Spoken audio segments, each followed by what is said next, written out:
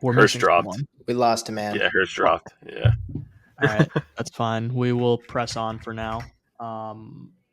But we got to get the titty respecter in here. So um, definitely make sure that happens. All right, welcome back, everyone. Another episode of Exit Liquidity, episode 78. I want to say maybe that's off. 78. This week we are chatting with some Chads from Initia, Zani, and hopefully Hersch soon. Zon, thanks for joining us, man. Appreciate it. Of course. Thanks for having us. I think Hirsch will be back in a second. He said it's making him download the app. But, you guys just have the most unreal production quality of all time when it comes to podcasts, especially for something that's so crypto native. So really happy to be here and chatting with you guys. Appreciate it, man. That means a lot. There's a lot of love that goes into this stuff, so it's good to know that people like it. Yeah, I guess we can kind of get into this. Before we get too deep into the weeds on anything, would be interested to hear kind of who we have on today. Who are you, Zani? Sure, for sure. Yeah, so, he's Oh, back. there we go. Ah, Made the fourth square. There we go. there we There go. we go. Welcome. Epic. Okay, nice. Okay, yeah, a little bit about me. You want the whole spiel, the whole background? Whatever you think is best. Whatever is gonna give us the best idea of who you are. Got to put you Okay, on the sure. spot a little bit, you know. Yeah, I'll give you the I'll give you the whole showdown. Okay, I'm Zon. I'm a Canadian man, but I went to school in the U.S., studied computer science and business, did my master's. Was a software engineer in Web 2 for a while. Wanted to see what it was like building in crypto after spending a lot of time playing with DeFi Summer. I farmed yams and pickles, got rugged on almost every Olympus DAO fork, and then was interested in building in crypto. And I thought that the App-Chain Thesis was always very interesting. I thought it was cool that people could vertically integrate what they're building into the chain itself and then have this shared underlying thread of infrastructure for all things communication to make all these different sovereign blockchains talk with each other. Even though I spent a lot of my time interacting on Ethereum and EVM chains, I still found this to be an interesting area to explore. And so I joined the most relevant Cosmos chain at the time, which was Terra. And so, that was a ride and a half. I helped build a lot of the DeFi products as a smart contract dev. I was loaned out to the ecosystem a lot to help them with their products. Built some things like helped with Astroport and Ozone, a little bit of some ones that I probably shouldn't mention. And yeah, after that, that's where I kind of met Stanford. Stanford is the CEO of Initia. He was also there as a researcher doing MEV research within the Cosmos ecosystem, as well as some PM work. And him and I left together in early 2022 to build out our own project. It was an options project. We raised some money, but unfortunately, it was still supposed to launch on Terra. And so we still kind of got fucked either way. Because we were supposed to launch the week after the collapse happened. But luckily, we had only taken in a little bit of the money, and most of it was on mainnet. We returned it all back to our investors. We said, you know what, just believe in us next time. We don't know what's going to happen with this ecosystem. And then it turned out to be 3AC, FTX, Genesis. Everything kind of exploded. And so after that, took some time, took a beat. I went back to Ethereum land. Worked with some teams like the SudoSwap guys. Stanford went back to Jane Street, realized you can't do quant finance anymore. And then we basically teamed back up a few months later to work on Initia because we still had the itch to build something ourselves. And we had a full understanding of what multi-chain networks should look like, where they go wrong. And just after so much time within Cosmos, as well as like playing and actually using DeFi and Ethereum, we felt like we could build a system that is much better than what currently exists. Good stuff. Yeah, I love hearing happy endings after being involved in Terra. Really strikes a chord. I think all things considered, looking pretty good.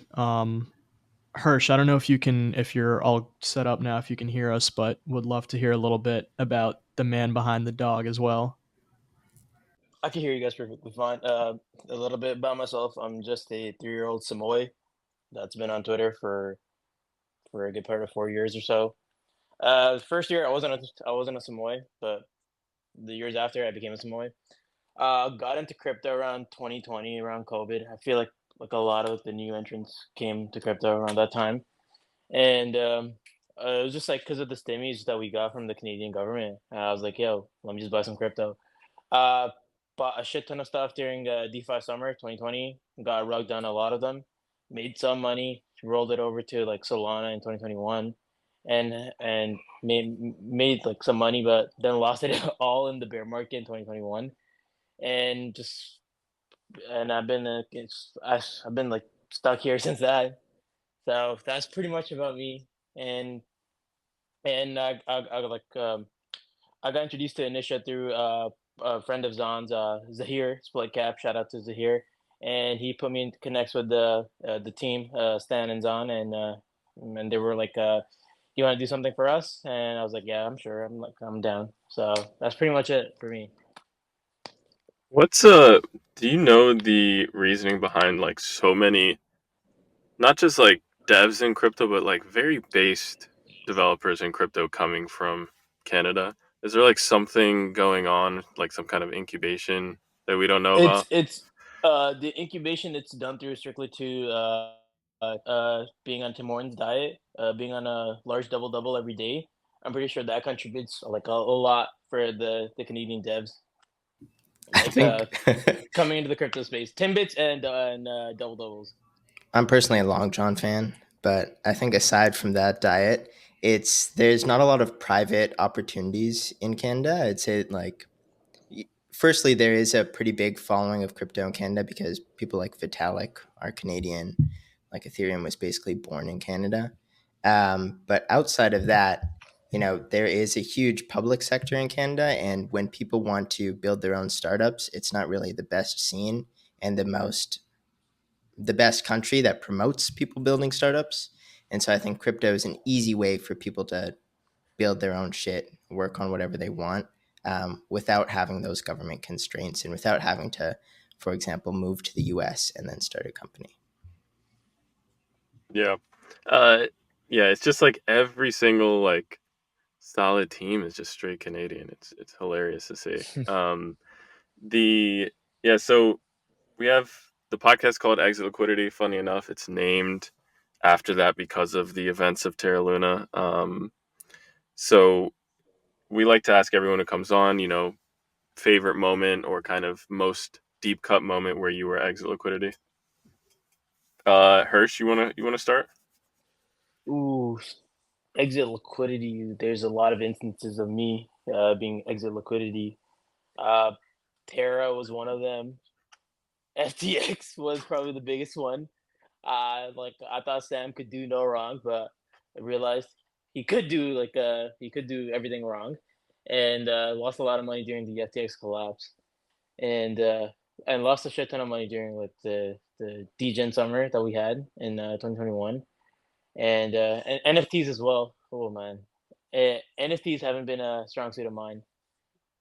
Been I exit liquidity too. A lot of mints. I remember art blocks being one of them. I got the Fidenza the Fidenza hype, right, and the other art squiggles and whatnot. And so I'm like, yo, art blocks are probably like Lindy. So if you buy some art blocks, they'll probably go up. I bought a few, wasted a lot of ETH on them, and they never went up. And they've been in my wallet since. So I respect that though. I'm still a huge. I mean, I don't own any, thankfully, but I'm a huge squiggle respecter. Love all of like the Fidenzas and the old shit. yeah. It just it's like DeFi. It's one of those things you love, but you just you don't want anywhere near your portfolio. Hmm. Squiggles are still doing all right, aren't they? I'm not sure actually. I know SquiggleDAO was doing a lot of stuff to like help support. It's like they were backing a bunch of loans and providing liquidity for 3.5 ETH. It's like, Okay. I guess Not it's great. like outperforming the rest of the down market, but like still down. Yeah, only penguins turned out to be the safe asset in NFT land. For now. Personally, yeah, for now, we'll see. I believe in Luca.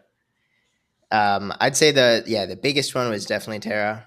All of my assets were basically in locked Luna, and then I was paid in UST for a very long time, and I just had that held.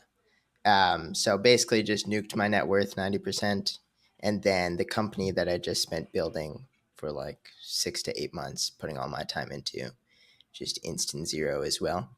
So that was probably the biggest case of exit liquidity. I'd say one of the ones that but I blocked that out now, right? So I don't really think about that. But one Doesn't of the count ones anymore. that I would say was, the deepest cut was actually Parallel TCG. You know that game?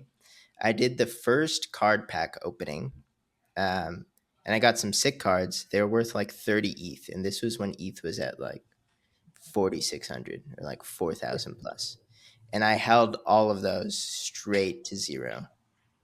Yeah, and that was brutal. Bro, just like me. Yeah, Bro, can't do just the like me. NFTs. I can't. Parallel. I Parallel. I, I remember the first pack drop being hype. I pulled the 333 on the first pack drop. Even the second one, I pulled the 333. But after that, my cards just went to shit. I had like a really like I had a few good cards that were worth a couple of ETH, but I never sold them, and that's probably my biggest like regret. I had a card worth like a lot of ETH and I didn't sell them. Yeah, I think like the funny thing about the UST collapse, like were you guys by the last DPEG, like the final nail in the coffin, not that like first one. Were you? I always look back at chats between me and Ali, and I was like in there typing to him like, I swear it's gonna repeg. Like I'm not even worried about it. It's like gonna definitely depeg or repeg. Like what was that moment like for you guys? If you want to relive Um, it. yeah, yeah. I'd say it was. I thought it was also going to repeg personally, and so I held all my assets still. I think the smart move that I saw from like a DGen Spartan tweet was like, yeah, if you're going to take a 1% loss on something that potentially might go to zero, just take the 1% loss. And that's what I should have done. Should have just nuked out of it early. Um, but I had faith. And I think that really came back at me. I think at that time, um, I was in San Francisco. I had actually just come home from a trip to Korea. And I was just up all night just refreshing curve pools. I had like 6 curve pool tabs open, and I just go between them, refreshing all of them. Um, it was a brutal time for sure. Yeah, faith is a killer in this space. Good lesson, but always good to look back, think about It's what taught could have me been. a lot about, one, realizing things can be too good to be true, and two, taking profits. I think I've forever last cycle just held a lot of stuff, and I think the motto should just be ABS, always be selling. If a lot of people that you see on Twitter will have like these crazy P&Ls, but it's going to be incredibly hard to do that. You are just looking for like steady gains. And so if you've made a couple X, take it. That's great profit, right? You don't need the 100X that you see someone post on Twitter. Yeah, tough lesson in this space that you kind of just have to learn firsthand. Lots of people seeing I'll all never this shit learn on that Twitter. lesson. I mean, if you don't, Take it'll me be back like to 2 weeks beaten ago. I into want to you. sell the top again. That's it's part of the cost of doing business here, I guess. And here we are. Was it 2 years later Now after Luna? you think we're going to have a Terra 3 now, since they just lost some lawsuit and now TFL is shutting down again?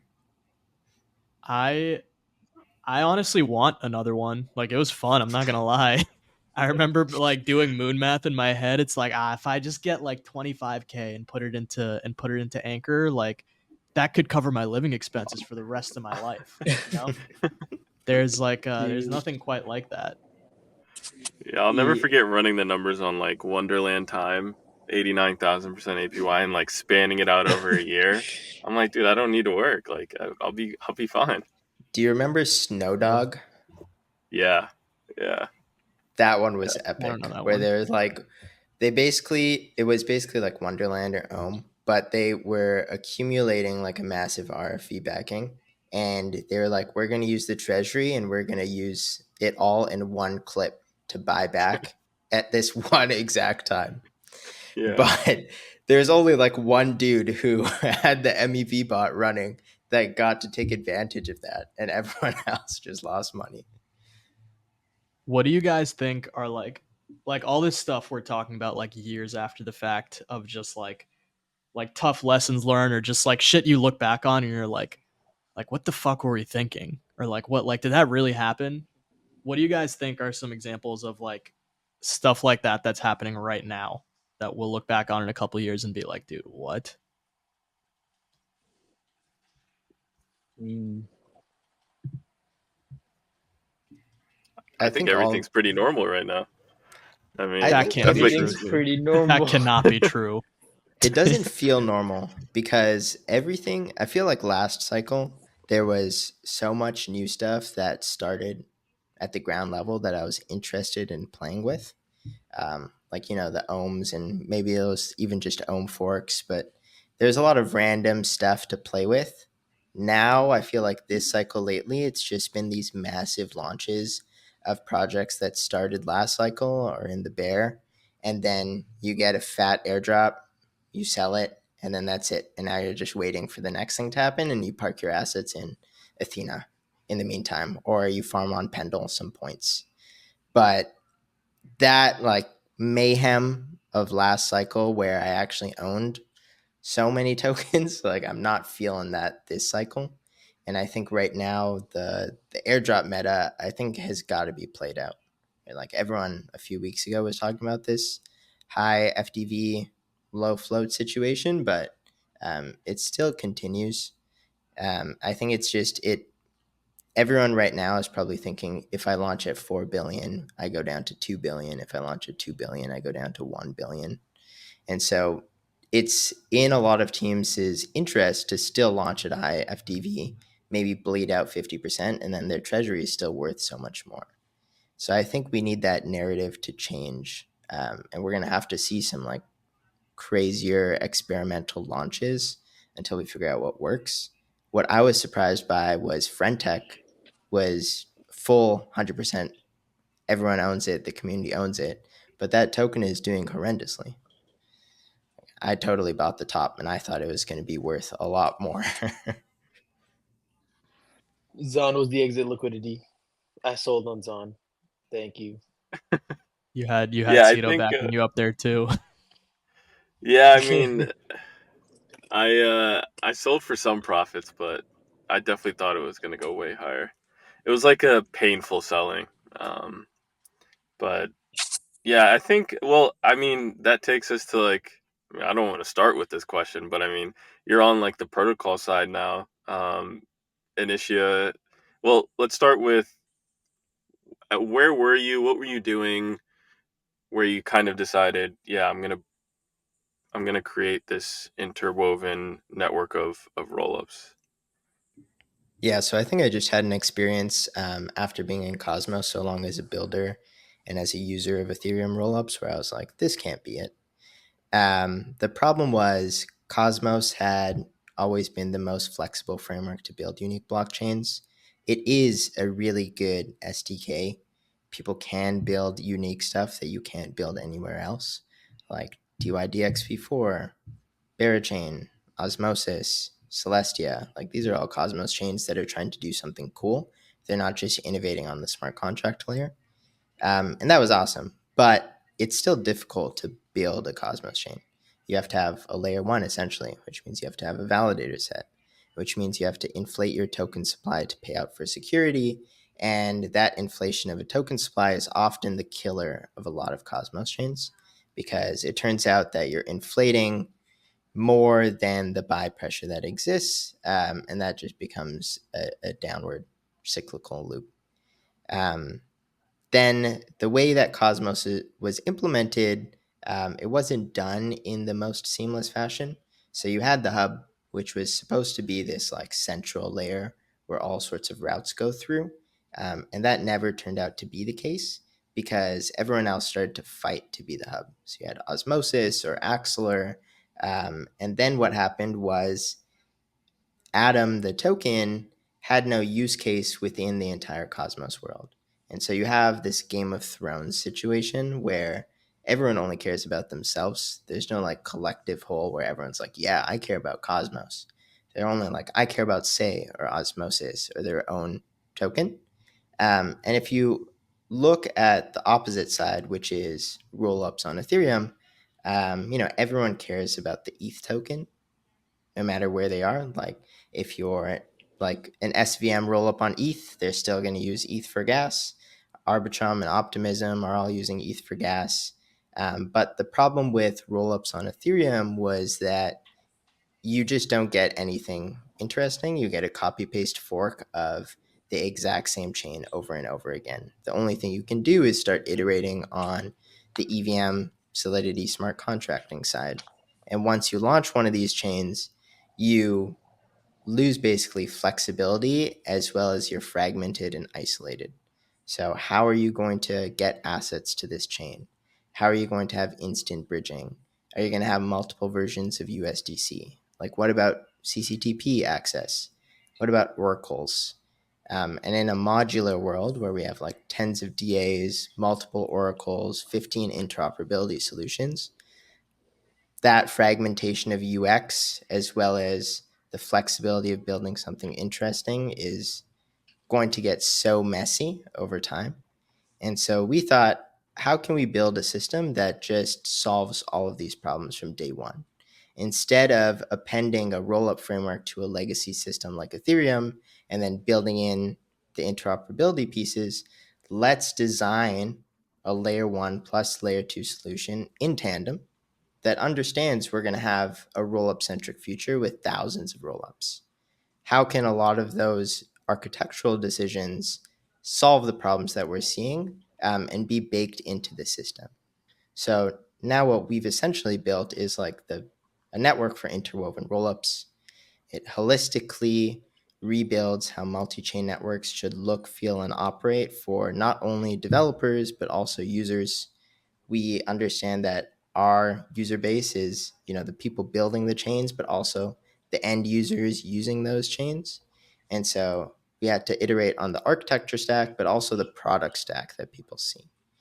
And so on Initia now, you can essentially build a rollup that is a full Cosmos SDK chain. So change whatever you want on the rollup itself on the chain side. Use EVM, MoveVM, or WASM VM. So whatever smart contract language works best for you in your application. And then through the layer 1, you have fungibility across every single one of these rollups. So the same ETH token on one rollup is the same on another. You can send them fine between them. You're not going to have like Axeler USDC and Layer 0 USDC and SYN USDC. You have full access to CCTP. You have oracles that are enshrined into the chain and accessible from every one of these layer 2s. And then you have like a suite of product UX that we've built on top to make it as simple as possible for end users to move between a bunch of different rollups.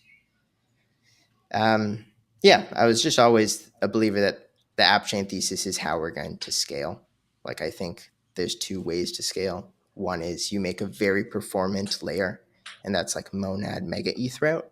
And the other is you have thousands and thousands of rollups. The Monad Mega ETH route would be the optimal way. Shared state is awesome. But I think if we get to the level of growth we want to be at in crypto and everyone's using this thing, we're still going to need hundreds of monads. So let's just start from having thousands of rollups and making sure that they can communicate fine. Gotcha. Yeah, totally makes sense. solving fragmentation on a bunch of different levels, developer experience, user experience. I've always been a big fan of the App-Chain Thesis as well. I feel like it's been lost in recent months, maybe like the past year or so, but I'm still a huge fan of it from like a fundamental level. Hersch, what about you? What was your kind of like moment for why you were interested in coming to help build this thing? Or is Zon just like that charming? The Zon has Riz, I believe, so he rizzed his way, right, to persuade me to join Initia. And plus, the entire thing was revealed to me in a dream. So it was just like I foresaw this, so I was like, yeah, might as well join it. That's pretty much it. It's the best decisions, honestly. The just straight up gut, God Yeah, I just given got message. yeah, just got it. No, it's just a gut feeling because Zon's Canadian and he like shares similar interests like as me. So I was like, yeah, he's a cool dude. Might as well join him. And plus, there's a big vouch from Zahir, and Zahir said Zon's cool. I'm like, yo, dope. That's it. That's all I needed. Good stuff. Good stuff. Yeah, So no, why are that's awesome. you interested in the App-Chain Thesis? I think Why am what I makes interested it in the App-Chain interesting for Thesis? you? Yeah. Uh, I I think that something that a lot of like one of my first, I don't want to call it like a light bulb moment, but I think it's something that a lot of people in the space don't realize or just don't see, and that's that like blockchains are products for developers, like not for people. And we have all these like layer 1s and layer 2s like marketing towards end users like me or like Cedo, and I never really understood that approach. Like I always felt like that line was like too blurred on these general purpose L1s and L2s. Like everything is kind of made for anyone, you know? I'm gonna go and farm ZK sync and swap and transact and use Paymaster and all this shit. But like in reality, like in the real world where people have to do like actual like productive things, that doesn't make any sense. And it's clear now. It's always been clear it was going to happen after the incentive stopped or after the incentive stopped being interesting. That's only going to continue with insert whatever token dropping layer 1 or layer 2 here.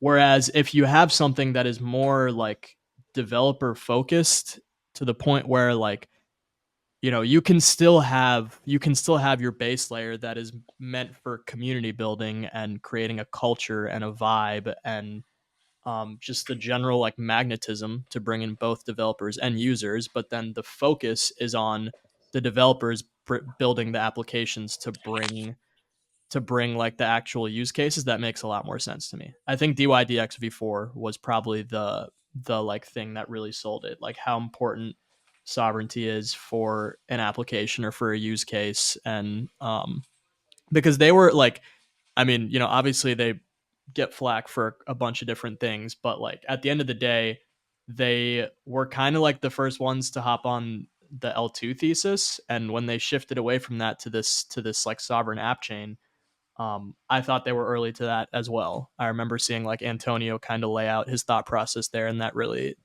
clicked for me. That was actually probably a big part of it, like seeing what they did and why. Um, I would just like to see more of that. Like not a lot of super promising app chains come to mind when I think of it. I mean, there's some like OpStack L2s that make sense. I can't really think of many like many Cosmos chains that are, that are made for people like me necessarily. But I mean, it makes sense from a flexibility, sovereignty, scalability point of view. I think it makes a lot more sense than the general purpose L1, L2. Yep. Yeah, I think that's what's cool about what DYDX did is because they moved to Cosmos Land, they're just able to change like the way that their chain actually operates. And so that helped them a lot when it comes to like price feeds. So their validators post fresh prices to the chain every single block rather than being like a pull based approach that typically happens if you use something like Pith, Mm-hmm. as well as like having their own MEV that they can capture, which is pretty interesting. And so rollups on Initia can basically have the full advantage of that. You could fork DYDX and run it as a rollup, and now you just wouldn't have to deal with that validator set. but you'd still have basically the exact same thing, which is pretty awesome. And I think the way that we've been going about building an ecosystem has been really good. I think the idea that, you know, having like 100 projects for day one is like silly. Like, of course, you're not going to have 100 projects on a new chain. There's hardly 100 projects in crypto right now. And rather, our whole goal is focusing on a handful of really strong teams that are building interesting, novel, new projects that you can't do elsewhere, and ensuring that they have everything they need to succeed as an app chain. So, for example, one of the ones that I'm pretty excited about is Blackwing. That's the logo I'm wearing right now. They're basically building a chain that lets you perform leverage on any asset from any chain without liquidation risk and without oracle risk. And that's kind of like the end game of trading, in my opinion. Like, if there is a Uni v3 DEX and there's liquidity for an asset anywhere, you can perform leverage on that. And that's like the perfect item for meme coin cycle, which we're in right now. Like, any token that makes it out of Pump Fund and onto Radium, you can now perform leverage on. Whether that be a token on Solana or something on Blast or something on Initia's ecosystem or somewhere in Osmosis, like, you can long and short it. And that's pretty awesome. And they're focusing on like using the architecture that they have to build a end users facing product and only focusing on that. So I think that falls in line with the thesis you had, Ali. Another one I'm pretty excited about is Contro. They're basically building this thing called a GLOB, stands for a gradual limit order book. It's like this new type of order book that they've built that slows down the time of markets. And what this lets you do is like build the most interesting prediction markets possible. So right now, one of the problems with prediction markets is if you if someone finds out something or some insider information, they can just instantly snipe the market. And because it's based on liquidity pools, like, no one else gets that upside. It can be totally front run by like a few seconds or milliseconds. And so with a glob, basically the markets are slowed down. So even if you went to snipe it, the prices wouldn't fully change immediately like an XYK pool. It would slowly shift over time. So you don't have to be the fastest, but you have to have still the right idea on your prediction. And I think that's going to be a killer application in the long term. Damn. Yeah, that's dope. I've never heard anything like that before. Helps to like, you know, lower the technical barrier to entry. I'm always like a fan of that for different use cases. And I didn't know that was what Blackwing was building, but I've been looking forward to that like class of products for a while. It's good to hear that like it's being built somewhere where liquidity fragmentation is also being addressed. Um, Applications aside, I'm curious to like. It seems like thus far you guys have done a really good job of building a community. I think part of that can also be attributed or is like tangentially related to the fact that I think Zon, it was you yesterday who tweeted about your entire team being in house, everything kind of being homegrown and aligned on that same level. Can you guys like speak a little bit to how you've thought about building an authentic community from, especially considering like, you know, like I said, going back to the whole thing of chains not necessarily being products for users, but still being able to, you know, have a healthy balance of attracting developers looking to build interesting things and users looking to spread your message and be part of your little cult.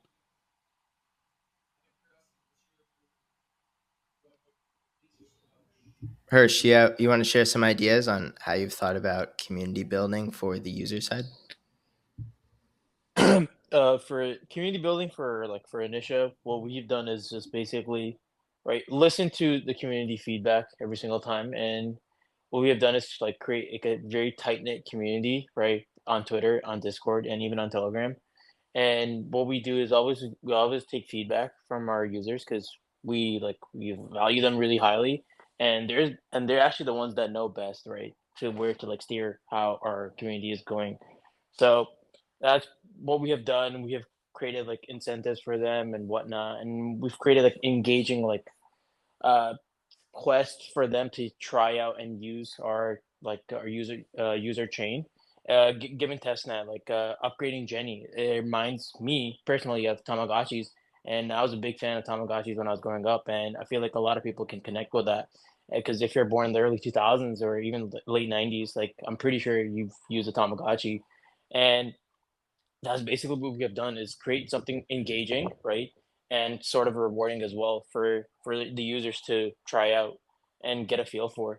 And another thing we've done is just like try to balance technical stuff, like a technical post on Twitter, and just do a bit of shit posting on the side to tell everybody, oh, we're just not like fully serious like all the time. Like we can joke around and whatnot.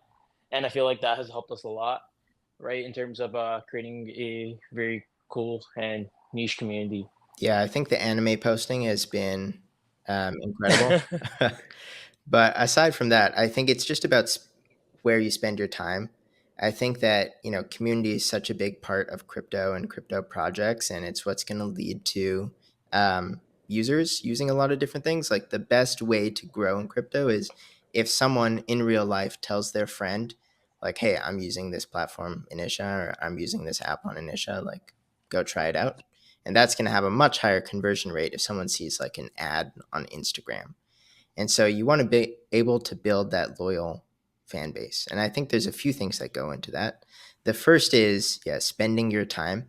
So understanding that community is like a major part of what your task is as a team, and knowing that like if you're spending say 20% of your time with developers or 30% of your time on marketing, like a decent chunk of that should also be spent with the community, like in Telegram, in Discord, like actually talking to people.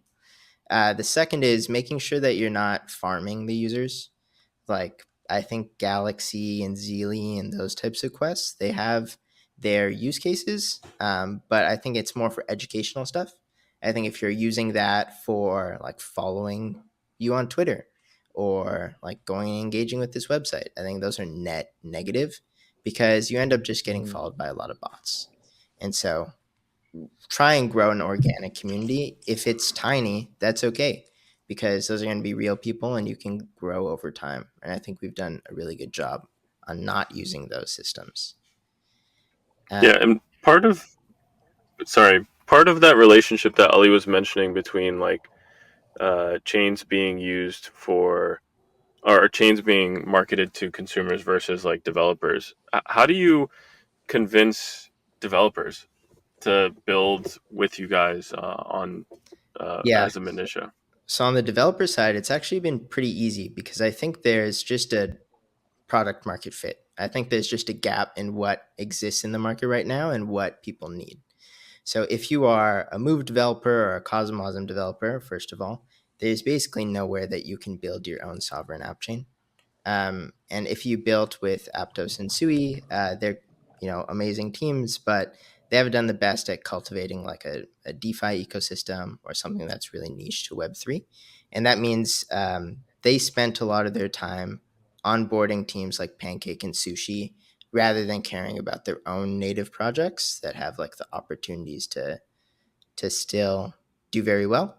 And because of that, a lot of teams wanted to become sovereign. They wanted to own themselves. They wanted to expand their TAMs.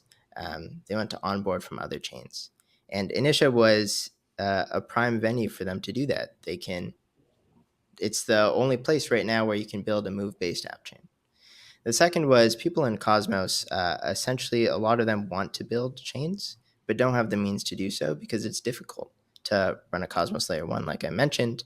And there's also just so much infrastructure you have to deal with afterwards. IBC relays, RPCs, like all of that sort of stuff that you don't really care about when you want to build an app chain. You just want to build your app. And so we remove all of those complexities. You can now launch like a full-fledged Cosmos chain in Cosmosm in a few hours, and all the rest is solved for you. And then on the EVM side, it's also been pretty easy because when you launch a rollup on Ethereum, you still have to deal with so much. It's not all solved for you. And typical RAS providers, they are going to charge you a decent amount of money because that's how they make money, right? They make money by charging you to run your infrastructure. And that means if you want layer 0 support, or you want this Oracle or that one, they're going to upcharge you. And on Initia, like, all of those features are baked into the system. So we don't have to do anything. Like, instant bridging already exists naturally. Oracles exist naturally. CCTP access exists. DA to Celestia exists. Like, all that's just baked into the system we've built, rather than being like upsell package options. And so I think we've just Where have the most yeah. I where have most of the customizations happened? When you have all of these like very solid things out of out of the box, like what have been the major changes between the So the first is the Minitia's? VM choice. So between EVM, MoveVM, and WASM VM. And then outside of the smart contracting layer and what they build there, the next thing is on the Cosmos SDK side. So one of the things that Cosmos SDK makes it really easy to do is have this concept of mempool lanes. And what that lets you do is like change the way that your transactions are ordered. So you can take your mempool, which is like where transactions come in and then they get processed, and split it up into multiple chunks and say, okay, if this transaction is a deposit one into our app, maybe it's going to go in the free lane and people won't have to pay for gas.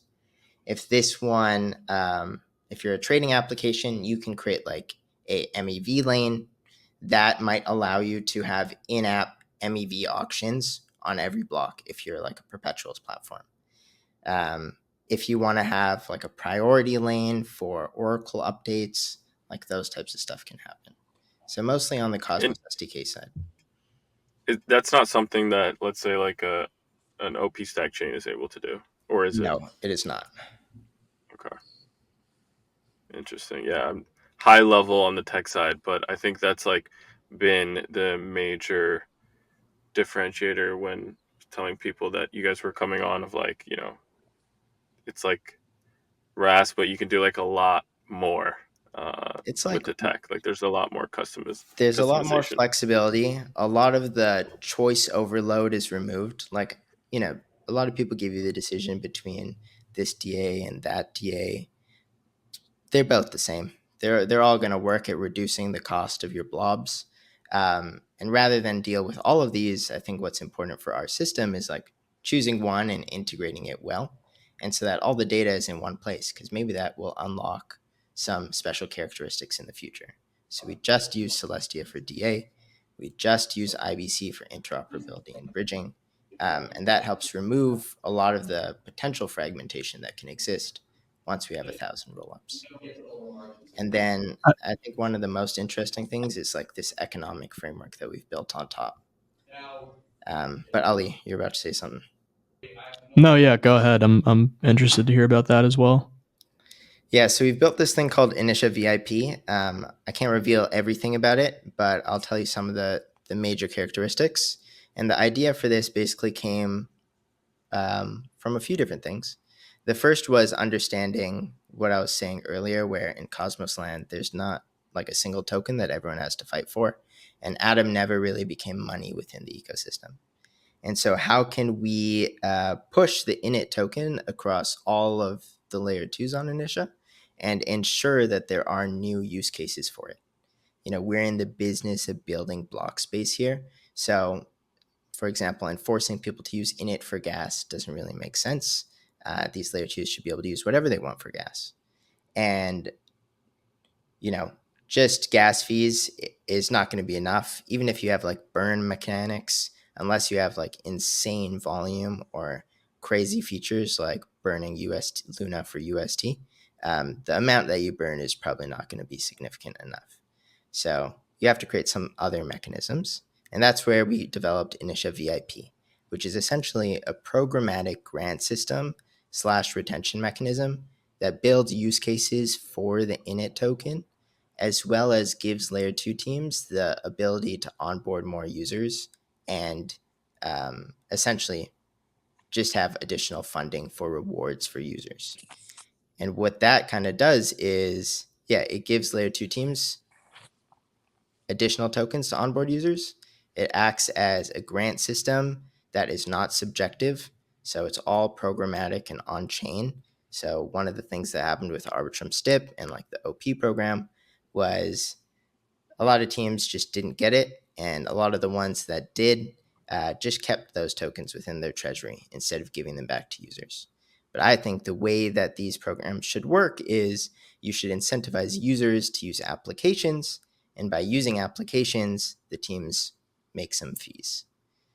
And so that's essentially what we've built across a huge multi-chain spectrum, where that will hopefully create new use cases for the init token and help drive value. And going back to like what we were talking about earlier with kind of the meta right now with regards to like airdrop and high FTV launches, you mentioned that that's something you kind of is on his way. It's on its way out, or it should be on its way out. Have you guys at all thought about like, where init might stand with regards to that, or how you're thinking about it at least? Yeah, I think it's a fine line that you have to play. I think with the airdrop, it's very difficult to get right, and it's so easy to get wrong, and it can totally nuke your project, right? Which is crazy. You build a product for 2 years and then you fuck up the No launch. pressure. Just over. And I think there's a difference between satisfying a lot of people with a little bit and satisfying like a core group with a much bigger allocation. And I think that's the way that you want to go, at least. But we're still fiddling around with how we want to do things and iterating on some ideas. I think there needs to be a lot more explored in terms of like having community bought in. If you're giving everyone free tokens, that's not really going to do much for buying people in. I think you want people to actually commit something as well. And so I'm thinking about how we can incorporate that idea. But hopefully we have a larger float from day one. It should be within the multiple percents. And I think it's very important for us to start at a very reasonable valuation. I think if you look at ecosystems that succeeded, they've gone up over time. That's obviously not something you can promise. Who knows what's going to happen? Sometimes things go up, sometimes they go down. But put your best foot forward to have these wealth opportunities exist. And that exists both within the Initia token launch, but also the ecosystem and the layer twos that launch, making sure that they are new, novel projects that have new token launches rather than onboarding existing tokens that exist elsewhere. Yeah, good stuff. I think that makes a lot of sense. It's good to hear that teams are starting to kind of shift back towards more sustainable ideas. Generally like higher user satisfaction. I think while the meta has been one way for a while, we've also seen like good, at least like enough like good experiments or like new approaches. There was like the tapioca options airdrop thing. There was the Frentech like 100% to community, which we talked about. Obviously, like that one didn't work out, but maybe don't charge 20% fees and see what happens next time.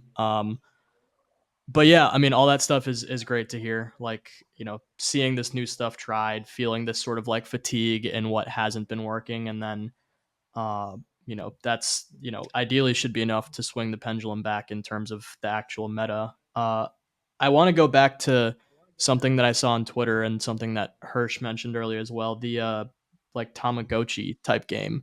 I keep seeing these tweets about like canned food and like evolutions and like I don't know what's like going on there. Like, what is that? How does that relate to Initia?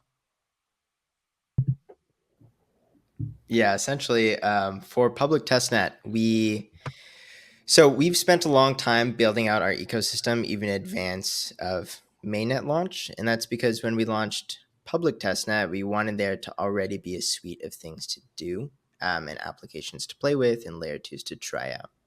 And so we launched public testnet about 5 weeks ago with our layer one and 8 layer twos. 6 of those being like proper projects, 2 of those being just like play networks that exist for testing. And we built a pretty fun on-chain just game with it to get people excited and engaged and to actually try these things out. And so what you do is you come into Initia, you create a wallet, and then you have to do 6 tasks on the layer 1 to collect basically Exodia cards. And you put them together and you summon your on-chain pet, which is named Jenny. And then you basically have Tamagotchi every single week. And so by playing with the layer 2 applications, as well as some things on the layer 1, you're going to earn some points. Those get airdropped to you once a day, so you don't know actually what gives you the points. And then there are multiple different lottery machines for using those points to buy food.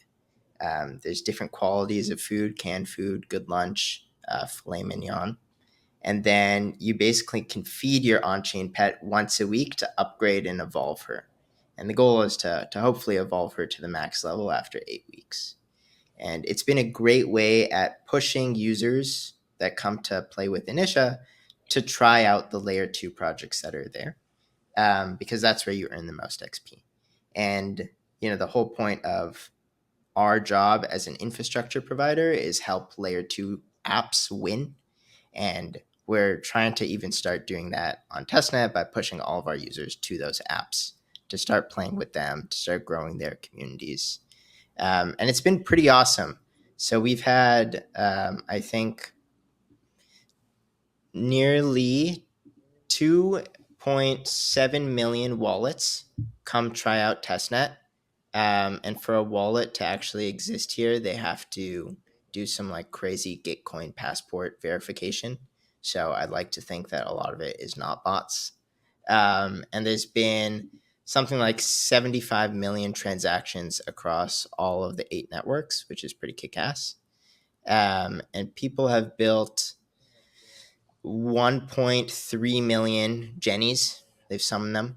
And then over 1 million Jennies have been fed and evolved.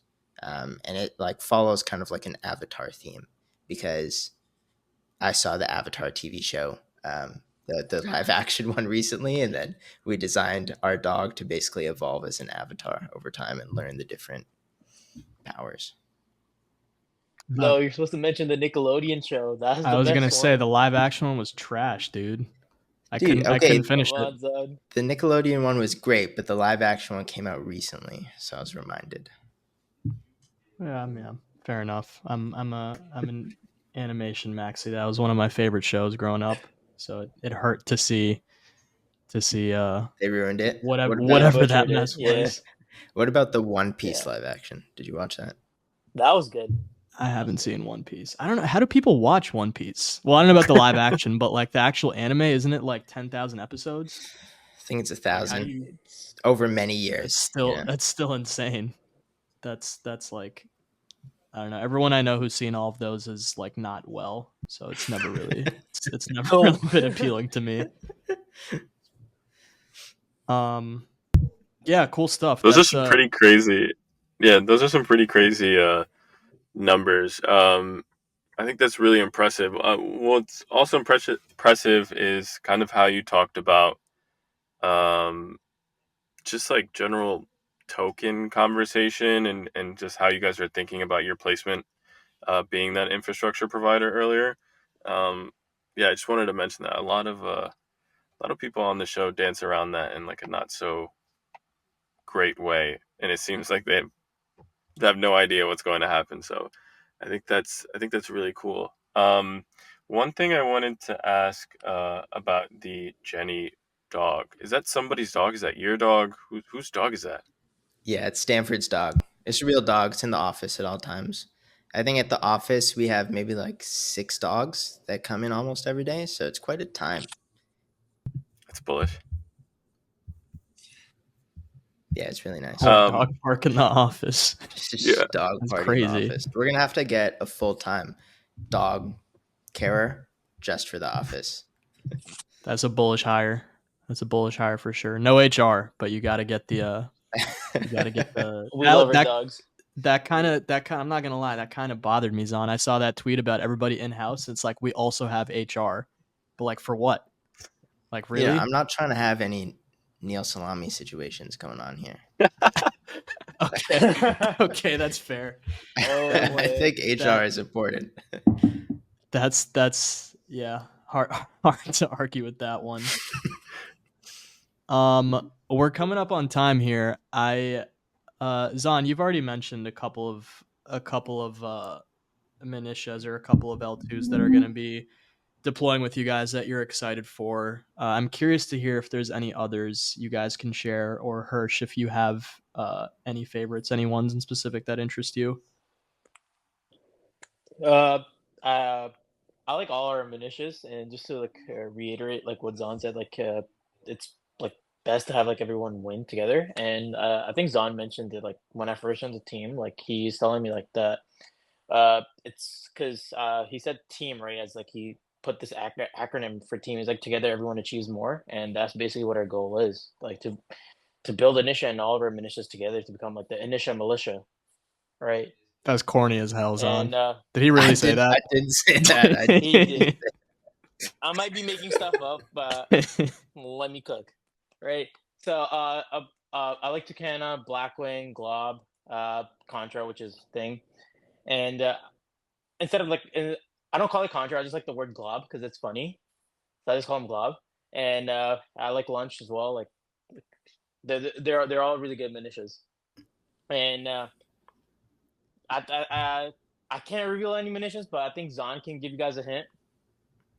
Zon, I can give a hint. What's your I can tell you. What's your target number for launch day for Minitius? Do you guys have for one launch day? I think the amount that we have right now even is like more than sufficient. Which is around. I think there's 6 live on public testnet. I think we've announced a total of 9. I would love if all 9 were ready for the first week of mainnet. And like a lot of our job now is shifting from building stuff ourselves, since we finished a lot of it, to like how can we just support these layer 2 teams, whether that be like, do you need marketing help, do you need engineering help, like do you need us to help with the infrastructure? Having all of those ready to go on day 1 would be huge, because I think some of the things that I saw during the last cycle was, new chain launches, everyone bridges in, collect an airdrop, there's nothing to do, they sell their airdrop, they bridge out. I want to make sure that there's like ways for retention to push people into trying out things, and maybe they'll find something interesting that they like, and then they'll stick around. So hopefully we have all 9 of those ready for day 1, and then more can come over time. I think one of the hard things is, if our goal is to help layer 2 teams win, a lot of that means like time that we have to spend. And so having too many is like is net negative for us at the moment. So working with like a handful of teams that we think are awesome, helping them, and then over time we'll get better at being able to help more and more at scale. So some of the other ones that I'm pretty excited about are Civicia. They're just like an on-chain Monopoly game, kind of. But what's interesting is that it's like global scale and never stops. And so people can like spin a dice, go around the board, collect different land items, and they can team up with other people that own the same land to like sabotage other cities and countries, or to like reinforce theirs. So there's a whole like social element on top of this on-chain game, which is pretty fun. There's another one that's called Czar. They're built by some of the ex-Redacted cartel fellas. They're pretty awesome. They're building the Fun Network, and that's basically going to be like a place for NFTs within the modular ecosystem, as well as some on-chain gambling and degeneracy. And I think that's going to be an interesting combination, since there's not really a home ground for that within modular world. And then one other, Shout out to Omnia. Yeah, Omnia is pretty based, is Milky Way. They are building a restaking hub for the modular ecosystem. So building a chain out to restake things like their Milk Tia, which is restaked to Celestia, as well as Milk Init, and using those to essentially create AVSs for other layer 2s, sovereign rollups, things like IBC relayers. That's going to be pretty interesting. Yeah, good stuff. A lot to look into there. We're a little bit over here. Don't want to. What? Yeah, go ahead. Time out. Earlier you said everything you guys were doing, you guys finished your stuff.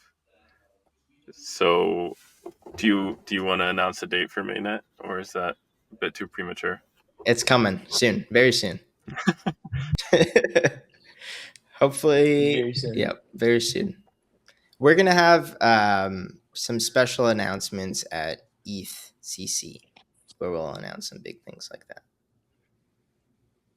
Love Nice. it. Announcement of the announcement. Someone write that down. Yep, double announcement. Yeah, it's pre-announcement. Pre-announcement. Announcement that there will be an announcement of an announcement. Yep. We'll be waiting. It's on my calendar. Cool, guys. I don't want to take up too much of anybody's time. Last thing, like, if you guys have any like closing remarks, calls to action for our users, should we all go and make Jennies? Like, what's the best plan of action here for us? Yep. Go summon your on-chain Jenny at app.testnet.initia.xyz, or just go to initia.xyz and you'll get linked. But go summon your Jenny, play around, hit me up with feedback. We're always here to iterate. Cool. Good stuff. And make sure you feed her the best food. Otherwise she'll get angry. The timeline is pretty. I was gonna ask this earlier. The timeline is pretty bearish. Everyone is sad. I feel like both of you guys have been through the ringer of these kind of cycles and stuff. Do you have any inspirational words for the people? Inspirational words. To quote the great Newsy Johnson, always take a chance. Always take a chance. Nice. Well said. Well said. We'll leave it at that. All right, guys. That was episode 78 with Initia. Thanks again, Zon Hersch. This was a lot of fun. Appreciate you guys coming on, and we'll catch everybody else next week.